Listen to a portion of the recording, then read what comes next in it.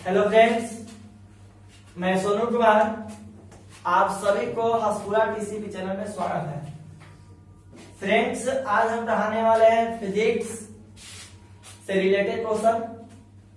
Physics में वही question बता रहे हैं जो बोर्ड में ज्यादातर इंपोर्टेंट होता है, जो पीछे हम 3 वीडियो डाल चुके हैं। पर नए सूत्र बता चुके हैं, दर्पण सूत्र बता चुके हैं और A बराबर R/2 बता चुके हैं। तो आज हम बताने वाले हैं फिजिक्स में विद्युत चैप्टर से रिलेटेड श्रेणी क्रम संयोजन और समानांतर क्रम संयोजन में कुछ फॉर्मूला। तो आज हम पढ़ाएंगे श्रेणी क्रम संयोजन में R बराबर R1 plus R2 plus R3 कैसे ज्ञात किया जाता है। तो सबसे पहले इसके बाद कुछ जान लेंगे कि श्रेणी क्रम होता क्या है, श्रेणी क्रम मतलब किस तरह ज्वाइन होता है। तो प्रतिरोध का संयोजन 2 तरह का होता है। तो सबसे पहले जानते हैं कि प्रतिरोधों का संयोजन क्या है। तो प्रतिरोधों का संयोजन है कि जब एक या एक से अधिक प्रतिरोधकों को विद्युत परिपथ में आपस में जोड़ते हैं, तो इन प्रतिरोधकों को जोड़ने के लिए एक संयोजन तैयार होता है। तो उस संयोजन का नाम है प्रतिरोधों का संयोजन। संयोजन 2 तरह का होता है। फर्स्ट होता है श्रेणी क्रम संयोजन और सेकंड होता है समानांतर क्रम संयोजन। समानांतर क्रम संयोजन का दूसरा नाम है पार्श्व क्रम संयोजन। तो आज हम पढ़ने वाले हैं श्रेणी क्रम संयोजन से कुछ फॉर्मूला। तो श्रेणी क्रम संयोजन क्या है? तो श्रेणी क्रम संयोजन की परिभाषा सिंपल है, मतलब चिन्ह के माध्यम से परिभाषा में आसानी से याद कर सकते हैं। तो श्रेणी क्रम संयोजन वैसा संयोजन है जब किसी विद्युत परिपथ में, या एक विद्युत परिपथ है, जब किसी विद्युत परिपथ में पहले प्रतिरोध को दूसरे छोर से, दूसरे प्रतिरोध को पहले छोर से, या दूसरे प्रतिरोध को तीसरे छोर से, तीसरे प्रतिरोध को दूसरे छोर से, या तीसरे प्रतिरोध को पहले छोर से, या पहले प्रतिरोध को तीसरे छोर से आपस में जोड़ते हैं, तो वैसा संयोजन श्रेणी क्रम संयोजन कहलाता है। तो श्रेणी क्रम संयोजन तो मालूम चल गया कि श्रेणी क्रम संयोजन क्या होता है। अब श्रेणी क्रम संयोजन में फॉर्मूला क्या करना है? R बराबर R1 plus R2 plus R3। और इसमें जो R है ये प्रतिरोध है। तो जब प्रतिरोध है तो प्रतिरोध का परिभाषा बता देते हैं। हम डायरेक्ट फॉर्मूला बता रहे हैं। जब तक प्रतिरोध R से मालूम नहीं चाहिए तो बनेगा नहीं। तो प्रतिरोध क्या मतलब होता है कि जब किसी चालक पदार्थ में कोई विद्युत धारा प्रवाहित किया जाता है, तो धारा के प्रवाह को मतलब जो रुकावट उत्पन्न करता है, मतलब कोई एक विद्युत परिपथ है और उस विद्युत परिपथ में कोई धारा उत्पन्न की है। अब उस धारा उत्पन्न करने में जो रुकावट आया, तो उस रुकावट को ही क्या कहलाता है? प्रतिरोध कहलाता है।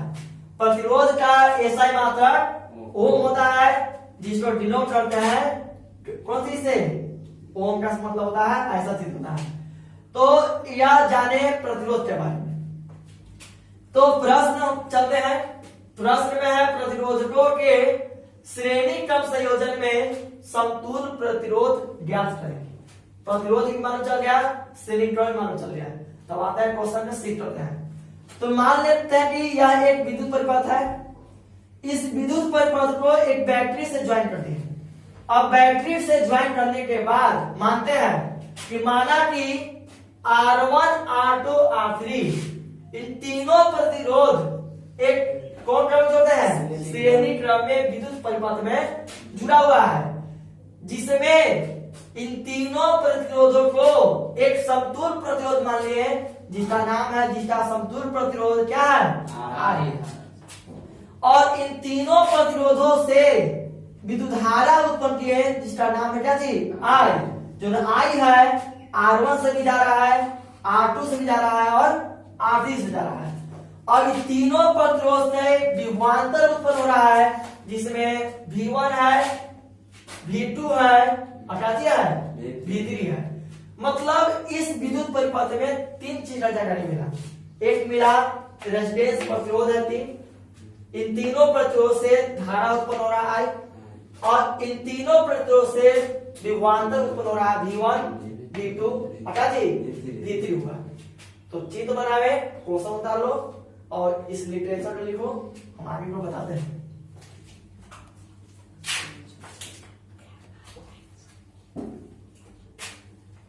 देखो चलते हैं, मतलब अब इस फॉर्मूला को सत्यापित करते हैं। तो ध्यान देना, मतलब बोर्ड पर मतलब दिमाग को केंद्रित करना, आइए से उत्पन्न हुआ कुछ बात। तो डायग्राम बनाने के बाद, कुछ लिटरेचर लिखने के बाद अब चलते हैं प्रूफ की तरफ। तो इसमें प्रतिरोध भी है, I भी है और V भी है, मतलब तीनों चीज का संयोजन है। और जानते हैं कि तीनों चीज का संयोजन होता है V, I और R। विभवांतर भी उत्पन्न हो रहा है, धारा भी उत्पन्न हो रहा है और प्रतिरोध भी उत्पन्न हो रहा है। और तीनों जब संयोजन एक साथ उत्पन्न होता है तो एक फॉर्मूला है ओम का नियम, और ओम का नियम का फॉर्मूला होता है V बराबर IR। तो इस मतलब प्रतिरोधों का संयोजन, मतलब श्रेणी क्रम में और समानांतर क्रम में सिद्ध करने का फॉर्मूला होता है ओम का नियम। तो ओम के नियम से, तो ओम का नियम होता है, चूंकि ओम के नियम से फॉर्मूला होता है V बराबर IR। ओम का नियम कैसे फॉर्मूला होता है, V बराबर IR। और इस फॉर्मूला के हेल्प से ध्यान देना, इसमें तीन प्रतिरोध है, R1 है, R2 है और क्या है। तो सबसे पहले चलते हैं प्रतिरोध किसके लिए, R1 के लिए।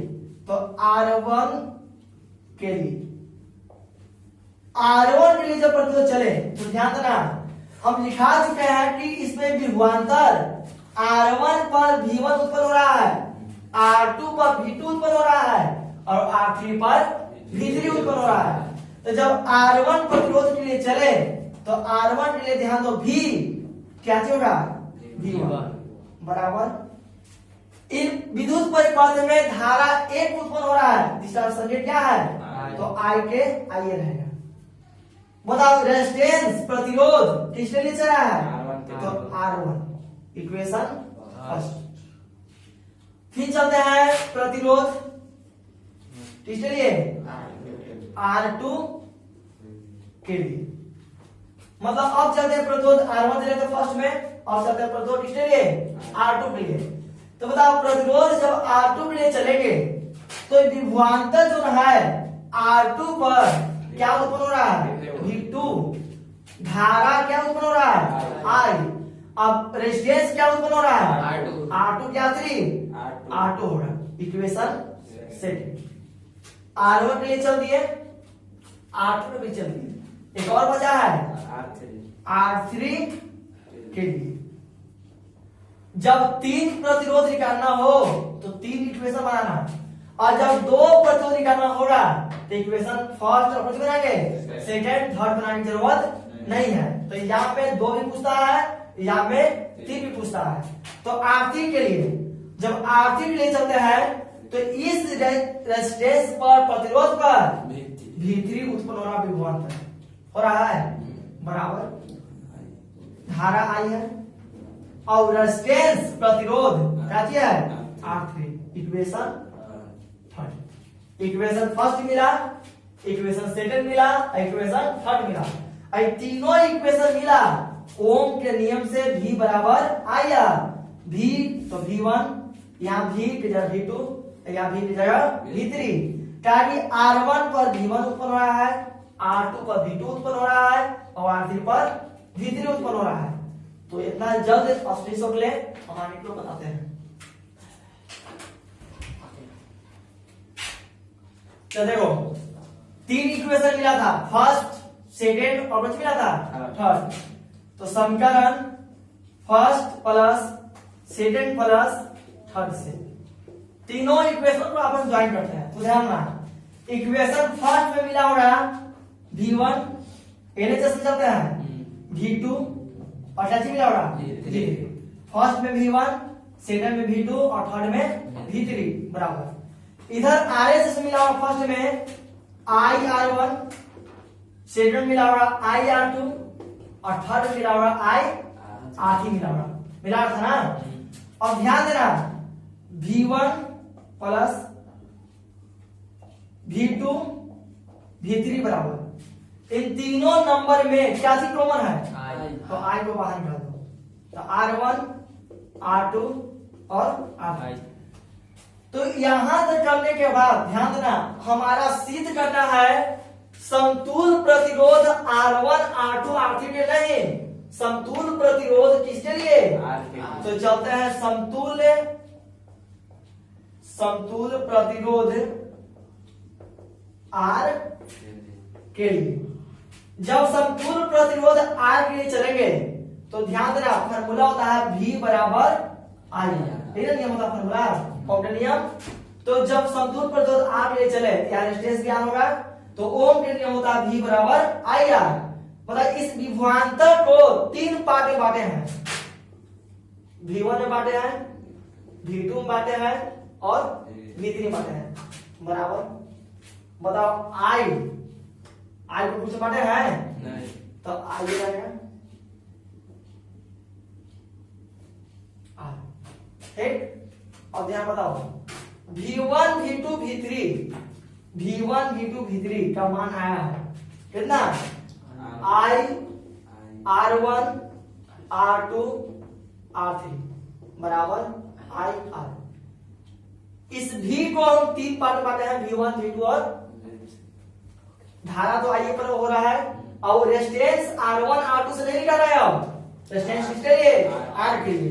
तो आया छोड़ दिए इस V1 V2 V3 के जब वैल्यू आया है I R1 R2 और R3 देखो ध्यान से है तो इसने जब बैठा दिए I से I कैंसिल तो R1 plus R2 plus R3 बराबर R।